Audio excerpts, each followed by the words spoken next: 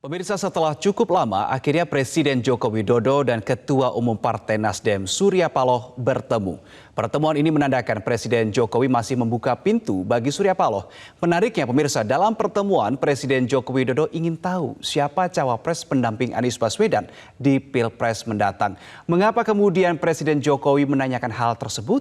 Dan apakah pertemuan ini juga dapat menjadi jembatan antara Anies Baswedan dengan Presiden Jokowi untuk bertemu? Kami akan bahas dengan Sekjen Partai Nasdem, Hermawi Taslim, dan juga analis politik Ahmad Khairul Umam. Pak Taslim, Pak Umam, selamat malam. Selamat malam Mas Reno, selamat malam Pak Taslim. Baik, saya ke Pak Umam terlebih dahulu. Salah satu substansi perbincangan Presiden Joko Widodo dan juga Ketua Umum Partai Nasdem Surya Paloh adalah soal pertanyaan Jokowi terkait cawapres Anies ke Surya Paloh. Nah, apa Pak Umam pentingnya bagi seorang Jokowi untuk tahu siapa cawapres Anies? Mas Reno, saya pikir Presiden juga merasa kepo, ingin tahu bagaimana kemudian dinamika pergerakan di internal koalisi perubahan.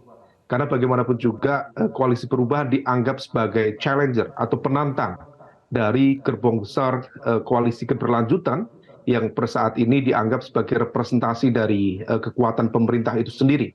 Tentu Presiden memiliki kebutuhan untuk mengetahui peta siapa yang kemudian layak menjadi cawapres pendamping dari Anies untuk mengukur seberapa efektif kandidat cawapres yang akan tampil di Pilpres 2024 mendatang. Dan ini tentu akan menjadi sebuah referensi untuk menghitung ulang bagaimana kemudian komposisi cawapres di masing-masing koalisi, terutama yang per hari ini memiliki koordinasi yang ketat dengan Pak Jokowi sendiri. Misalnya dari gerbong Pak Prabowo Subianto atau bahkan barangkali dari PDIP di Pak Ganjar Pranowo.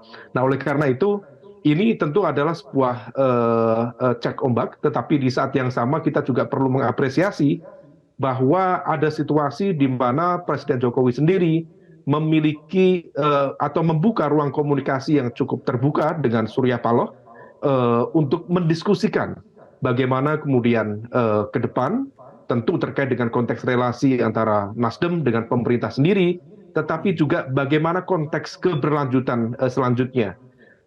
Di momentum ini saya pikir kalau misal Pak Surya betul-betul kemudian bisa memberikan penjelasan secara clear untuk menetralisir ketegangan komunikasi yang ada selama ini, sekedar untuk menjelaskan bahwa konteks perubahan yang dimaksudkan oleh koalisi perubahan, termasuk yang pernah dijelaskan oleh Capres Anies Baswedan, termasuk oleh Ketum Demokrat AHY, bahwa perubahan bukan berarti menihilkan seluruh capaian dari kinerja pemerintahan Jokowi, tetap memberikan apresiasi kepada achievement, meskipun tetap ada evaluasi apa yang harus diperbaiki, dan itu adalah sebagai sebuah continuity dalam konteks keberlanjutan secara umum dari sebuah pemerintahan tentu akan positif. Nah, oleh karena itu, momentum kemarin saya tangkap sebagai sebuah upaya untuk menetralisir ketegangan yang ada, berdialog dari hati ke hati, sehingga kemudian bisa menetralisir hal-hal yang sebenarnya mungkin tidak produktif, dan itu akan jauh lebih baik untuk kompetisi di Pilpres 2024 ke depan secara konstruktif, secara adil dan demokratis. Jadi menurut Pak Umam, pertanyaan Presiden Joko Widodo ke Pak Surya Paloh soal siapa sosok cawapres Anies ini lebih ke arah dalam tanda kutip kepo, ingin mengintip kartu lawan dulu ya, bukan karena ingin Presiden Joko Widodo cawe-cawe begitu dalam koalisi perubahan? Tentu bisa saja. Keingintahuan itu menegaskan bahwa Presiden tentu ingin mengukur seberapa efektif mesin politik yang akan diciptakan oleh gerbong perubahan yang mencapreskan Anies Baswedan. Tetapi bisa saja kemudian Pak Surya sendiri yang barangkali masih memiliki atau menyimpan momentum atau konteks relasi masa lalu yang juga cukup dekat dengan Pak Jokowi, kemudian mencoba untuk mengkomunikasikan itu dan membuka ruang quote by quote cawe-cawe sekedar untuk mengonsultasikan bagaimana kemudian arah gerbong koalisi perubahan ke depan. Nah, oleh karena itu tentu ini akan menjadi sebuah game changer yang juga akan menentukan apakah kemudian Presiden memberikan ruang yang setara bagi siapapun anak bangsa yang akan maju di Pilpres 2024 mendatang, apapun itu dari gerbong keberlanjutan ataupun dari gerbong perubahan. Nah, oleh karena itu semua akan ditentukan oleh keputusan dari Presiden sendiri ke depan. Oke, baik. Pak Taslim, tadi ada satu pernyataan menarik dari Pak Umam ini bahwa pertemuan antara Presiden Joko Widodo dengan Ketua Umum Partai Nasdem Surya Paloh sekaligus ini meredakan narasi ketegangan antara Jokowi dan Surya Paloh. Bagaimana Anda merespon pernyataan ini, Pak Taslim? Iya, jadi relasi Pak Surya dengan Presiden ini kan berlangsung sedemikian lama, dan kalau dilihat Pak Surya ini mungkin salah satu ketua partai yang punya hubungan istimewa dengan Pak Jokowi. Pak Surya misalnya pernah mengatakan hubungan saya dengan Pak Jokowi sudah sampai di titik nadir terendah beberapa bulan yang lalu ya. Itu kan sebuah pernyataan yang jujur. Nah, sekarang komunikasi itu cair lagi, tersambung lagi. Menurut saya Pak Surya waktu itu mengatakan di titik nadir terendah tapi bisa kembali lagi. Nah, kembali lagi itu mungkin sekarang momentumnya. Tadi kalau ditanya kenapa Presiden ingin tahu, ya namanya juga Presiden ingin mendapat info yang komprehensif dari semua peta politik kepilpresan, dan dari situ beliau pasti mengevaluasi dan menghitung ulang. Kita dari Koalisi Perubahan berulang-ulang mengatakan pada saatnya Presiden pasti menempatkan diri sebagai negarawan yang bisa membagi kasih sayang terhadap semua anak-anaknya, dan harapan itu sekarang muncul ya. Harapan itu kita bisa berharap dengan harapan itu, dengan terbukanya komunikasi, karena kalau kemarin saya mendampingi Pak Surya berbicara, Pak Surya juga mengatakan mungkin akan ada pertemuan lanjutan. Jadi komunikasi ini ya, dialog ini kan sebuah keniscayaan. Bukan hanya kalau perlu bukan hanya Surya Paloh dan Jokowi, yang lain-lain juga. Hari ini misalnya ada pertemuan antara Demokrat dan Gerindra. Jadi silaturahmi yang seperti itu harus terus kita lakukan sebagai bagian dari menanamkan saling pengertian yang lebih mendalam, sehingga kalau kita beda kita di sini loh. Nah, kita sebagai bangsa tetap jadi satu. Pak Taslim, publik bertanya-tanya, termasuk saya juga sebetulnya. Pertanyaan Presiden Joko Widodo soal siapa cawapres Anies ini kan kuat dugaan tidak kemudian tiba-tiba muncul dalam perbincangan. Kira-kira apa ya Pak obrolan awalnya, dan siapa yang lebih dulu sebetulnya berinisiatif membahas soal pencapresan Anies ini? Tapi ditahan dulu Pak Taslim jawabannya. Kita harus jeda sejenak, pemirsa tetap bersama kami di Prime Time News. Pemirsa, itu tadi adalah jawaban Capres dari Koalisi Perubahan untuk Persatuan Anies Baswedan ketika ditanya oleh awak media soal pertemuan antara Joko Widodo dan Surya Paloh. Spesifiknya adalah soal siapa cawapres yang ditanyakan oleh Jokowi ke Surya Paloh. Saya ingin tanyakan ke Pak Umam. Pak Umam, tadi kita sudah dengarkan bersama ya bagaimana pernyataan Anies Rashid Baswedan mengapresiasi pertemuan antara kedua pihak, tapi juga menyentil soal komunikasi yang terbuka, ingin membuka komunikasi, tapi ada beberapa pihak yang menutup pintu komunikasi itu. Pak Umam? Iya, tentu yang disampaikan oleh Anies Baswedan menegaskan bahwa itu adalah sebuah kabar baik. Karena bagaimanapun juga ketika ruang komunikasi ini dibuka, maka kemudian Presiden tampak seperti ingin memainkan peran secara egaliter di hadapan siapapun yang akan berlaga di Pilpres 2024. Maka kemudian disitulah ada constructive engagement dari Presiden dengan siapapun koalisi. Asal memang betul komunikasi yang kemarin dilakukan antara Pak Surya Paloh dengan Presiden betul-betul kemudian didasarkan pada mutual understanding, saling kesepahaman yang kemudian betul-betul diletakkan pada cara pandang yang setara. Nah, oleh karena itu, jika memang Presiden ingin mengarah ke sana, maka itu akan menjadi sebuah kabar baik bagi proses kontestasi ke depan. Sehingga kemudian proses itu tidak ada satu pengkaplingan atau bahkan politisasi kekuasaan negara untuk mendukung satu dua pihak tertentu. Tetapi Presiden betul-betul memposisikan diri sebagai orang tua yang baik bagi seluruh anak bangsa yang akan bertanding di Pilpres 2024 mendatang. Nah, oleh karena itu, tentu kapan itu bisa terjadi dalam konteks ini adalah mengapa kemudian Pak Jokowi sampai bertanya kepada Pak Surya Paloh tentang siapa cawapres Anies. Saya pikir itu adalah sebuah pertanyaan yang cukup dalam dan cukup personal, dan untuk bisa masuk pada pertanyaan itu saya berkeyakinan sudah ada upaya dari Pak Surya sendiri untuk membangkitkan rasa saling memahami satu sama lain, sehingga kemudian mencoba untuk saling quote by quote buka-bukaan dalam konteks kontestasi koalisi di internal perubahan, meskipun Pak Surya sendiri sudah membatasi nama itu adalah hak prerogatif dari capres, dan secara piagam koalisi diserahkan otoritasnya bagi Anies untuk menentukan nama, tanpa kemudian membuka ruang bagi presiden untuk ikut melakukan baku atur siapa yang akan menjadi cawapres dari Anies Baswedan itu sendiri. Baik, saya ke Pak Taslim menjawab soal pertanyaan publik, Pak Taslim, terkait dengan Jokowi yang menanyakan siapa cawapres Anies ini. Kuat dugaan tidak tiba-tiba muncul pertanyaan itu langsung di awal begitu ya. Nah, kira-kira obrolan awalnya ini gimana Pak Taslim, dan siapa dulu yang berinisiatif membahas soal pencapresan Anies ini? Anda tahu tidak cerita itu? Ya, jadi pertama saya tidak mau mereka-reka karena saya tidak ada di situ, tetapi Anda benar bahwa pertanyaan itu pasti kelanjutan dari dialog sebelumnya. Nah, yang kita mau harapkan adalah ada tindak lanjut dari dialog ini, sehingga seperti kata Umam tadi, Presiden ini betul-betul menjadi seorang bapak yang baik yang membagi kasih sayang yang adil terhadap semua anak-anak yang akan berkompetisi. Sebenarnya kan nature-nya Pak Jokowi itu dari awal kita kenal kan ya seperti itu.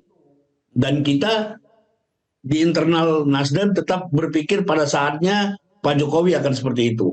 Nah, tapi yang paling penting adalah pertemuan kemarin itu yang paling berharga adalah pendidikan politik buat anak-anak muda. Sekali lagi saya garis bawahi betapa pentingnya dialog, betapa pentingnya silaturahmi sebagai sebuah keniscayaan. Perbedaan-perbedaan pasti ada. Kita bangsa yang plural, kita bangsa yang majemuk, termasuk perbedaan pilihan, tetapi bersilaturahmi, memikirkan kepentingan bersama dalam konteks yang jauh lebih besar, itu mutlak harus kita lakukan. Itu juga yang tadi diharapkan oleh Pak Anies kan. Dia mengatakan harusnya dialog-dialog ini terus kita lakukan. Dan kita harapkan ke depan para elit ini akan lebih sering bertemu, berbicara, tidak apa-apa juga kalau perlu saling berbeda, tetapi yang penting bertemu, saling memahami posisi masing-masing. Itu sangat berarti buat anak-anak muda yang baru belajar berpolitik, supaya mereka mendapat kesan bahwa politik ini seperti ini, politik ini dialog, politik ini persahabatan, bukan seperti yang ada selama ini gitu loh. Menurut saya itu yang paling penting dari proses pertemuan Pak Surya dengan Pak Jokowi. Demikian. Berkompetisi boleh, tetapi nuansanya adalah nuansa harmoni, begitu ya Pak Taslim kurang lebih. Tapi begini Pak Taslim, soal pertemuan ini, tadi Anda mengatakan semoga ada follow up-nya dari pertemuan antara Presiden Joko Widodo dan Ketua Umum Partai Nasdem Surya Paloh. Follow up seperti apa yang Anda harapkan? Ya, jadi begini, ini kan dinamika ini masih terus berlangsung, ya. Dinamika ini terus berlangsung. Kemarin juga termasuk ketika wartawan siapa yang bertanya itu tentang apakah mungkin Pak Anies bertemu dengan Presiden. Pak Surya mengatakan kemungkinan itu ada. Jadi follow up-nya itu akan bermacam-macam, tetapi maksud saya itu akan semakin mengkristal kita sebagai sebuah anak bangsa.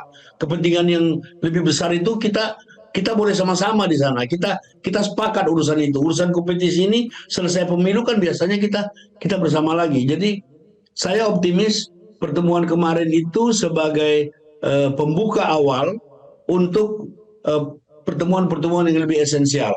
Bisa saja pada pertemuan-pertemuan yang akan datang, ya bisa juga misalnya media misalnya tidak harus tahu dan seterusnya, kan banyak cara. Seperti saya katakan di salah satu media, sebelumnya kan ada beberapa kali orang kepercayaan Pak Jokowi menemui Pak Surya.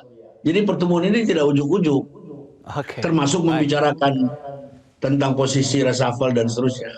Jadi pencairan situasi ini penting bagi kita untuk terus menatap masa depan yang lebih baik, situasi yang lebih kondusif, yang lebih tenang, yang lebih rileks menghadapi pilpres.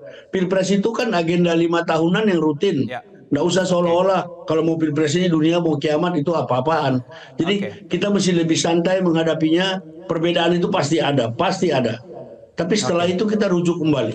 Menurut saya begitu. Baik, saya ke Pak Umam. Pak Umam, kepada media, Ketua Partai Nasdem, Ketua Umum Partai Nasdem Surya Paloh mengatakan hubungannya dengan Presiden Jokowi tidak hanya sebatas ketum parpol dengan Presiden, tetapi lebih pada kedekatan personal. Nah, pesan apa sebetulnya ingin disampaikan Surya Paloh dengan pernyataan ini menurut kacamata Anda, Pak Umam? Iya, sepertinya dari pihak Nasdem sendiri mencoba untuk memperbaiki ketegangan komunikasi yang terbangun antara Nasdem dan juga internal di lingkaran pemerintahan saat ini. Tentu bagaimanapun juga Nasdem adalah salah satu partai yang pernah ikut berjasa, berkeringat untuk membesarkan Jokowi, baik di Pilpres 2014 termasuk juga di 2019. Nasdem bukan partai yang ikut-ikutan atau bahkan ikut numpang ketika kemudian kekuasaan di tangan, tetapi betul-betul ikut berkeringat di sana. Tetapi diakui atau tidak, ada situasi yang per hari ini justru di mana hubungan antara Jokowi dengan Nasdem menghadapi satu situasi dalam bahasa Pak Sekjen tadi adalah titik terendah. Nah, oleh karena itu upaya ini adalah dalam rangka untuk memperbaiki situasi. Dan sepertinya Pak Paloh sendiri juga menunjukkan sikap legowo meskipun per hari sebelumnya kita tahu ada satu jatah kursi di kabinet dari Nasdem yang kemudian diberikan kepada elemen lain dan tidak dikembalikan kepada porsi Nasdem. Artinya betul-betul ada koreksi terkait dengan kompensasi politik di kabinet yang ada. Tetapi meskipun demikian, sepertinya Pak Paloh sendiri sudah sadar atau sudah paham dengan segala konsekuensi dari perjuangan dari apa yang ia yakini selama ini, sehingga kemudian hasil dari reshuffle itu diterima dengan baik, meskipun diakui atau tidak. Tetap ada catatan cukup serius dari Pak Paloh, dan itu terrepresentasikan secara clear dari pidato beliau yang mencoba untuk menunjukkan ada satu situasi yang dihadapkan pada tekanan yang luar biasa dihadapi oleh Nasdem. Ada yang kemudian dalam diksi-diksi Pak Paloh itu cukup clear terkait dengan kemunafikan, kepura-puraan, atau bahkan dukungan sampai 2024 yang konon ditertawakan, yang justru ditertawakan. Niat baik itu coba untuk dikomunikasikan lagi oleh pihak Nasdem.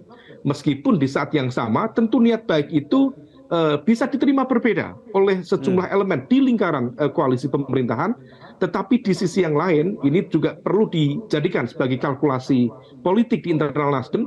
Di satu sisi memperbaiki hubungan dengan pemerintah, dengan Presiden Jokowi, barangkali bisa mengamankan 2 jatah menteri yang tersisa di kabinet. Tetapi di saat yang sama, kalau misalnya memang betul Nasdem ingin serius menggarap ceruk perubahan, maka kemudian standar double position di satu sisi pro keberlanjutan, di satu sisi pro perubahan, itu berpotensi kemudian menjadi resistensi untuk menggarap ceruk perubahan di 2024 mendatang. Oleh karena itu, tentu Nasdem akan mencoba untuk merekalkulasi, menghitung ulang secara politik untung ruginya, secara strategisnya seperti apa, sehingga orientasi dalam konteks ke depan tentu agenda kepentingannya adalah menyelamatkan partainya sendiri dan juga memenangkan capres yang diusung di Pilpres 2024 mendatang. Baik, saya mengutip tadi satu poin yang dikatakan oleh Pak Umam terkait dengan reshuffle di Kabinet Presiden Joko Widodo, di mana menurut Pak Umam tadi jatah kursi menteri untuk Nasdem berkurang 1. Tetapi kalau kita dengarkan pernyataan Surya Paloh kemarin, Pak Taslim mengatakan bahwa ini tidak masalah, itu adalah hak prerogatif dari Presiden. Apakah ini sebetulnya cerminan langkah konkret yang coba dilakukan, ditunjukkan oleh Partai Nasdem dalam rangka menciptakan politik kebangsaan, bukan politik transaksional? Ya, jadi begini. Sejak Jokowi jilid 1, kita bersama Pak Jokowi itu bukan karena hitungan kementerian. Kalau kader Nasdem diminta kita berikan, kalau tidak juga tidak apa-apa. Dan ini bukan pengalaman pertama Pak Umam. Jilid 1 kami punya Menko Polhukam. Pak Tejo diganti, penggantinya bukan dari Nasdem, kita tetap bersama sampai kepemimpinan itu selesai. Jadi dukungan kita kepada Pak Jokowi lebih karena kesamaan visi, kesamaan cara pandang kita terhadap bangsa ini ke depan. Seperti apa, itu yang sebenarnya ingin ditegaskan oleh Pak Surya Paloh. Jadi menteri bukan tidak penting, tapi bukan merupakan satu keharusan. Apalagi kalau hanya jumlahnya itu bukan sesuatu yang mutlak buat Pak Surya Paloh dan buat kita semua. Jadi intinya adalah kebersamaan kita sama Pak Jokowi itu kebersamaan karena visi. Dijelaskan juga misalnya dalam pidato itu tentang revolusi mental, itu banyak kesamaannya dengan restorasi. Dan mengapa kita terus bersama Pak Jokowi? Karena kita mendukung itu, karena cita-cita itu belum tercapai, kita merasa ikut bertanggung jawab, kita tidak boleh meninggalkan lapangan. Saya kira begitu cara pandangnya Pak Reno. Terima kasih. Baik, terima kasih Sekjen Partai Nasdem Hermawi Taslim dan juga analis politik Ahmad Khairul Umam sudah berbagi sudut pandang pada malam hari ini di Prime Time News. Selamat malam.